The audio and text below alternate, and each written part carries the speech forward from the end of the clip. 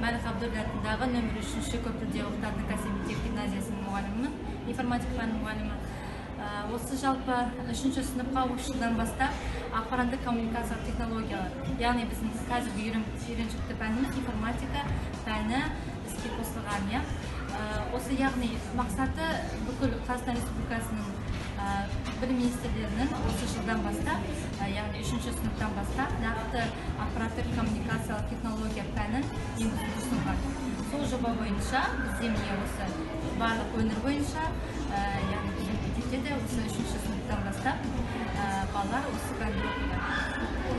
Жалпы балалардың қызығушылығы өте күшті, яғни жаңадан болғандықтан балалар өте қызықты болып келеді, сабаққа жақсы дайындалады, тәртіптері өте жақсы.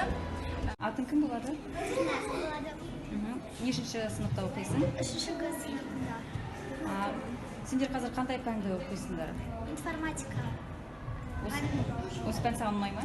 Иә, өте ұнайды. Біз анда компьютерде отырамыз, сурет саламыз, көптеген жұмыстар істейміз апаймен бірге. Басқа пәндерден немен артық ол? Ол ойнауға болады, бәрін істеуге болады. Информатика пәнінде сендер не істейсіңдер? Біз пейнтте сурет саламыз, жазамыз. Нәрсе құрастырасыңдар ма? Иә. Бағдарламалар бойынша. Оны әлі үйренуге жүрсіңдер. Информатика қызық па сендер үшін? Барлық жақсы көресіңдер ме? Иә. Жақсы.